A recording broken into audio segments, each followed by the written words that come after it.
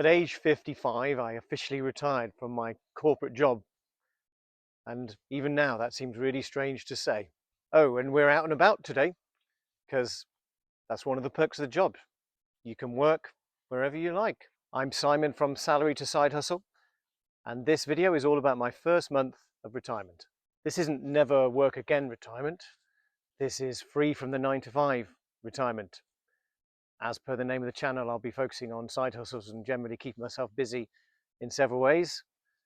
And what's behind this is several years of saving and planning to enable me to bridge the gap from this point until my pensions start to kick in several years' time.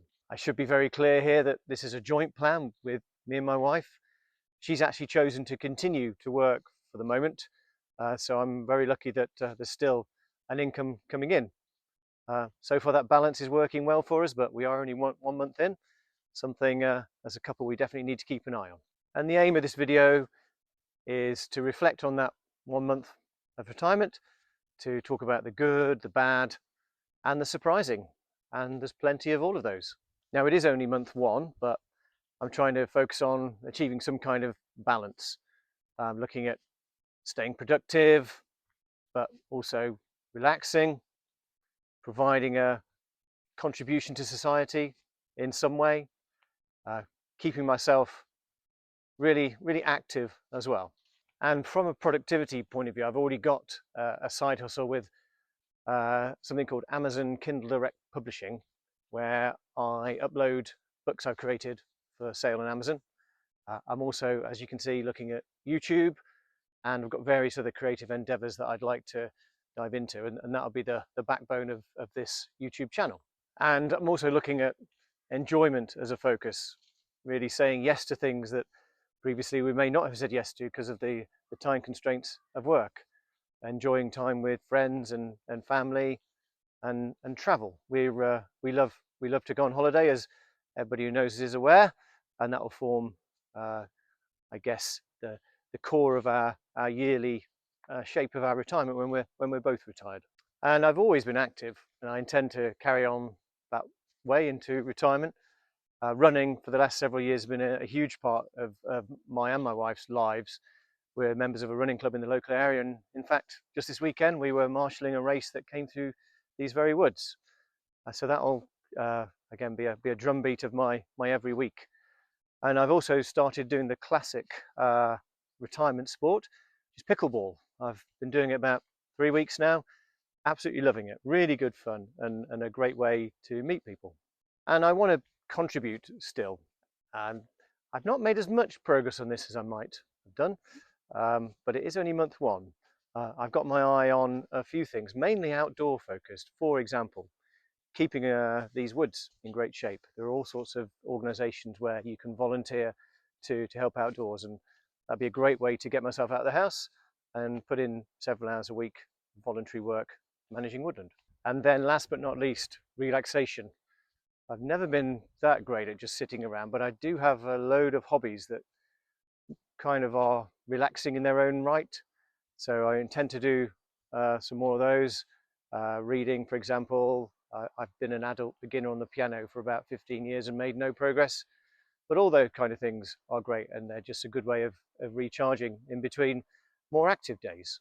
So really what I'm trying to achieve is a structure, but with freedom, flexibility, and a little bit of meaning. So let's dive into the good, the bad, and the surprising. And starting with the good, I think I was ready for this. I immediately felt a strong sense of calm, stress levels reduced. And I didn't have that what do I do now moment I think a lot of people experience. On day 1, I focused a bit much on this needs to be a purposeful day. And I do get stuff done every day, but I am more relaxed now and able to just enjoy the days as they come. And really they just fill themselves. It's incredible how quickly the days go. And I'm also spending less than I expected. I'm spending less on lunch, for example, because I'm not at work each day. I'm just eating at home, although staying out of the fridge can be a bit of a problem. I'm focusing on my side hustles. So basically every pound that these make is a pound that protects our savings further, which again allows us to make sure that we feel secure financially through to when our pensions kick in again in several years' time. I've always been quite protective of my time outside of work. Again, going back to how many hobbies I've got, I could fill every day multiple times over, really, which is a great help. Now I've got a lot of free time, but really I do things now, I sign up for things now that previously I might not have wanted to because of the time. And as a result, my days, whilst they feel slower, they also feel fuller, and that contributes to a fuller feeling week, which is very nice. And on to the bad. There's not a whole lot of it, but I guess immediately the main thing is I do have a sense of guilt that my wife continues to work, but I do continue to remind myself that that's through choice. There's also a bit of a loss of status. You don't quite know what you are, but with my side hustles, and one of them is doing reasonably well, that sort of, it gives me a kind of a job in the background that helps with that. And then lastly, it's trying not to overfill the day, over schedule the week, just leaving some of that freedom that fundamentally is what I was always after. I wanted to give my job up so I could focus doing more things that I wanted to do, but I need to make sure I leave space for some variety during the week and not get myself booked up too much. And then the surprising things, I was fully expecting to have some kind of work PTSD. I've read and watched quite a lot about that, but fundamentally for me from day one, I've not even given work any thought. So I guess I was ready for this, and also I spent a long time planning for it.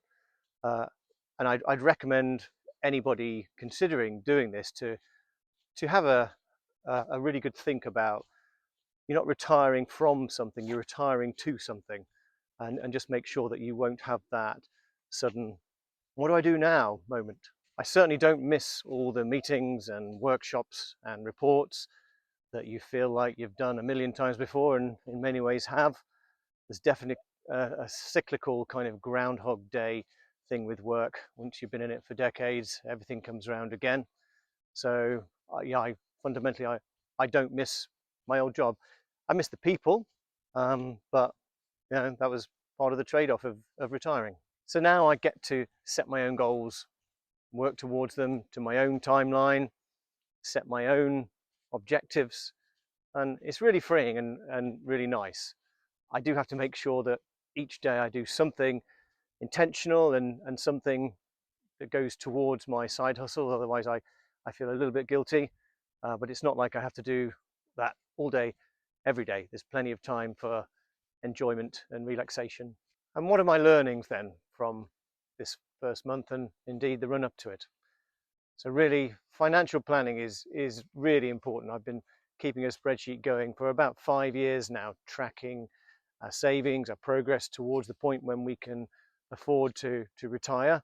And that is really essential. But don't overlook the mindset piece as well. You need to be ready for this, and you need to understand not just the motivators for why you want to get off the treadmill, but also what you're going to do with your time afterwards. There are plenty of people who really don't know what to do with themselves when they leave work. Happily, after 1 month, which isn't a long time, I don't find myself in that position, but plenty do. So really think about that mindset as well. But having said that, don't leave it until you feel 110% ready and your finances are 110% ready, bulletproof. You never know what's around the corner. Are we about to face an AI bubble? Will the war in Europe spread further? The future is really uncertain. So all the planning you do can only take you so far. If you feel like you've got a decent chance at retiring, then personally my view is to grab that, as long as you know how you're going to fill your days. And another key thing, if you are planning early retirement, is to avoid lifestyle inflation. It's lovely having a new car. It's lovely replacing your kitchen. It's lovely putting an extension on the house. But all of that is money that, if really you want freedom, you could be putting away towards buying that freedom. I think, like everyone, it's great having new things, but after a couple of weeks, that new car, well, the newness goes a bit. It just becomes very normal. And if that's your new normal, and the amount of money you have to spend every month just to stay afloat goes up, then that's pushing the timeline out for when you can potentially have the freedom to retire. And for me, retirement really isn't stopping. It's changing what I do, and having the ability to really choose what I do during the week. It's kind of rewiring my life, and it's feeling great at the moment. So my overriding thought really is one of no regrets. I'm very happy to have made the decision I made, and the freedom that I've got has been worth the small sacrifices that have been made along the way. So fundamentally, that's month one. If you're interested in this kind of thing and you want to track my progress as retirement continues, or get any tips and tricks and potentially insights into side hustles that you could make successful yourself, please do like and subscribe. Until the next time, bye folks.